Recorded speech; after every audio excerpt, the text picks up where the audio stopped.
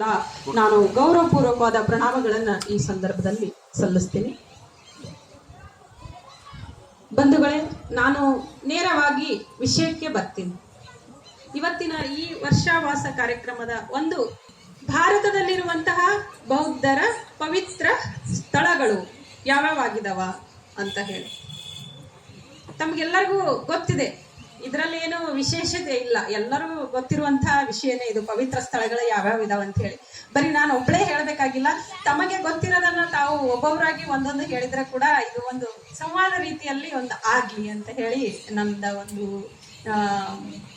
ಏನು ಕೋರಿಕೆ ಇದೆ. ಅದಕ್ಕೆ ಯಾರ್ಯಾರಿಗೆ ಗೊತ್ತಿದೆ ಅನ್ನುವಂತ ಒಂದೊಂದು ಹೆಸರು ಹೇಳ್ಬಿಡಿ. ನೆಕ್ಸ್ಟ್ ನಾನು ಬುದ್ಧಗಯ, ವಾರಣಾಸಿ, सांची, कुशीनगर, लुंबिनी.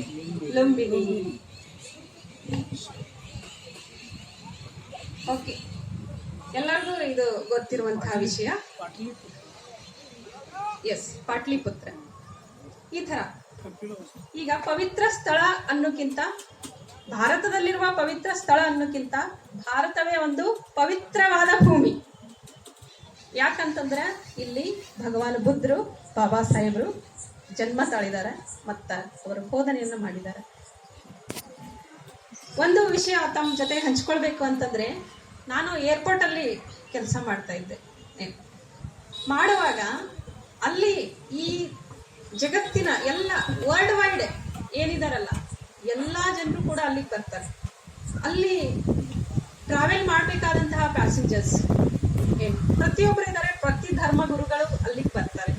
ಸೊ ಆದ್ರೆ ಧಮ್ಮ ಗುರುಗಳು, ಬುದ್ಧ ಧಮ್ಮ ಗುರುಗಳು, ಇವಾಗ ಬುದ್ಧಿಸ್ಟ್ ಭಂತೇಜಿ ಅಂತ ನಾವೇನು ಹೇಳ್ತೀವಿ, ಮತ್ತೆ ಈಗ ಅರಿಯಾಜಿ ಅಂತ ಹೇಳಿ ನಾವೇನು ಹೇಳ್ತೀವಿ, ಹೆಣ್ಣು ಮಕ್ಕಳಿಗೆ ಅರಿಯಾಜಿ ಅಂತ ಹೇಳಿ ಕರೀತಾರೆ. ಬಿಕ್ಕುಣಿಯರನ್ನು, ಬಿಕ್ಕುಣಿಯರು ಇವರು ಬಂದಾಗ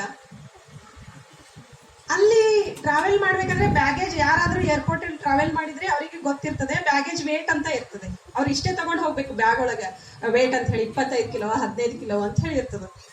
ಆದ್ರೆ ಎಲ್ಲಾ ಧರ್ಮ ಗುರುಗಳಿಗೂ ಕೂಡ 25 kg ಇದ್ರು. ಬುದ್ಧ ಬಿಕ್ಕು ಮತ್ತೆ ಬಿಕ್ಕುಳಿ ಹೋಗ್ಬೇಕಾದ್ರೆ ಅವರಿಗೆ 35 ಕಿಲೋ ಏನು ಅಲೋ ಮಾಡ್ತದೆ ಏರ್ಲೈನ್ಸ್. ನೋಡಿ, 35 ಕಿಲೋ ಅವರಿಗೆ ಅಲೋ ಮಾಡ್ತದೆ. ಅದು ವಿದೌಟ್ ಎನಿ ಕಾಸ್ಟ್. ಏನು ಅವರು ಟಿಕೆಟ್ ಅಲ್ಲಿ ಮಾಡಿರ್ತಾರಲ್ಲ ಅದೇ ಕಾಸ್ಟ್ ಅಲ್ಲಿ ಅವರಿಗೆ ಅಲೋ ಮಾಡ್ತಾರೆ. ಸೊ ಯಾಕಂತಂದ್ರೆ ಅವರು ತೆಗೆದುಕೊಂಡು ಹೋಗ್ಬೇಕಾದದ್ದು ಏನಪ್ಪಾ, ಏನ್ ತಗೊಂಡು ಹೋಗ್ತಾರೆ ಅವರು? ಬುಕ್ಸ್ ಗಳನ್ನ ತಗೊಂಡು ಹೋಗ್ತಾರೆ, ಅವರು ಪುಸ್ತಕಗಳನ್ನ ತಗೊಂಡು ಹೋಗ್ತಾರೆ. ಬುದ್ಧರು ಬೋಧಿಸಿದಂತಹ ಈ ತ್ರಿಪಿಟಕಗಳೇನಿದಾವ ಅದನ್ನ ಮಾತ್ರ ಅವರು ಕ್ಯಾರಿ ಮಾಡ್ತಾರೆ. ಅದಕ್ಕಾಗಿ ಈ ಬುದ್ಧ ಧಮ್ಮ ಬೋಧನೆಯನ್ನ ಇಡೀ ಜಗತ್ತಿಗೆ ತಲುಪಿಸುವಂತಹ ಬುದ್ಧ ಬಿಕ್ಕುಣಿಯರಿಗೆ ಏನ್ ಮಾಡ್ತಾರೆ ಅಂದ್ರೆ ಅಷ್ಟು ಕೆಜಿಯನ್ನು ತಗೊಂಡು ಹೋಗ್ಲಿಕ್ಕೆ ಅಲೋ ಮಾಡಿದ್ದಾರೆ. ಸೊ ಇದು ನಮ್ಗೆಲ್ಲ ಒಂದು ತಿಳ್ಕೋಬೇಕಾದಂತ ಒಂದು ವಿಷಯ. ಈಗ ಪವಿತ್ರ ಸ್ಥಳಗಳು ಅಂದ್ರೆ ಮೊಟ್ಟ ಮೊದಲನೇದಾಗಿ ನಾವು ಯಾವುದು ಪವಿತ್ರ ಸ್ಥಳ ಆಗಿತ್ತು ಅಂದ್ರೆ ಕಪಿಲವಸ್ತು ಎಲ್ಲರಿಗೂ ಗೊತ್ತಿರುವಂತ ಸ್ಥಳ. ಆಮೇಲೆ ಇಲ್ಲಿ ಇರುವಂತಹ ಉಪಾಸಕರು ಅಲ್ಲಿಗೆ ಹೋಗಿ ಬಂದಿದ್ದೀರಿ ಅನ್ಕೊಳ್ತೀನಿ, ಅಲ್ಲಿಗೆ ಭೇಟಿ ಮಾಡಿದಿರಿ ಅನ್ಕೊಳ್ತೀನಿ. ಯಾರು ಭೇಟಿ ಮಾಡಿಲ್ಲ, ಜೀವನದಲ್ಲಿ ಇರೋವರೆಗೂ ಅಲ್ಲಿಗೆ ಒಂದ್ಸಲ ಭೇಟಿ. ಈ ಎಲ್ಲ ಪವಿತ್ರ ಹೇಳುವಂತ ಸ್ಥಳಗಳಿಗೆ ಎಲ್ಲಲ್ಲೂ ಕೂಡ ನಾವು ಭೇಟಿಯನ್ನ ಮಾಡಬೇಕು. ಕಪಿಲವಸ್ತು ಇದು ಸಾಕ್ಯರ ಒಂದು ರಾಜಧಾನಿ. ಮಹಾಮಾಯ ಮತ್ತು ಪ್ರಜಾಪತಿ, ಗೌತಮಿ ಹಾಗೂ ಶುದ್ಧೋಧನ, ಈ ಗೌತಮ ಬುದ್ಧರ ಎಲ್ಲ ಸಿಸ್ಟರ್ಸ್ ನಾವೇನಂತೀವಿ, ಹಿರಿಯರು ಏನಂತೀವಲ್ಲ, ಈ ಹಿರಿಯರು ಆ ರಾಜ್ಯಭಾರ ಮಾಡಿದಂತಹ ಎಲ್ಲ ಅವರ ಅಣ್ಣ ತಮ್ಮಂದಿರು ಈ ಎಲ್ಲಿದ್ರಪ್ಪ ಅಂತಂದ್ರೆ ಈ ಕಪಿಲ ವಸ್ತುವಿನಲ್ಲೇ ವಾಸವಾಗಿದ್ರು.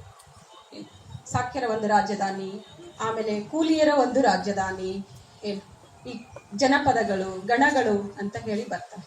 ಸೊ ಇವರೆಲ್ಲ ಎಲ್ಲಿ ಇದ್ರು, ವಾಸವಾಗಿದ್ರು ಅಂತಂದ್ರೆ ಕಪಿಲ ವಸ್ತುವಿನಲ್ಲಿ.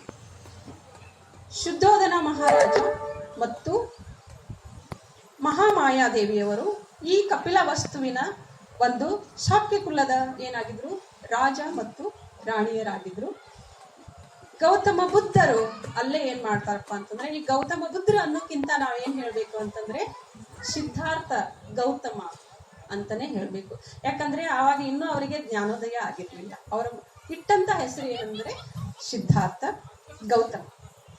ಸಿದ್ಧಾರ್ಥ ಗೌತಮರ ಒಂದು ಈ ಹಿರಿಯರ ಸಿಸ್ಟರ್ಸ್ ಅಂತ ನಾವೇನು ಹೇಳ್ತೀವಿ, ಅವರ ಒಂದು ರಾಜಧಾನಿ ಯಾವುದಾಗಿತ್ತು ಅಂದ್ರೆ ಕಪಿಲ ವಸ್ತುವಾಗಿತ್ತು. ಈ ಕಪಿಲ ವಸ್ತು ಎಲ್ಲಿ ಇದೆ ಅಂತಂತಂದ್ರೆ ನೇಪಾಳ ಮತ್ತು ನಮ್ಮ ಭಾರತದ ಒಂದು ಬಾರ್ಡರ್ ಏನು ಸೀಮೆ ಅಂತೀವಲ್ಲ ನಾವು, ಗಡಿ ಭಾಗ, ಅಲ್ಲಿ ಈ ಕಪಿಲ ವಸ್ತು ಈಗಲೂ ಕೂಡ ಇದೆ.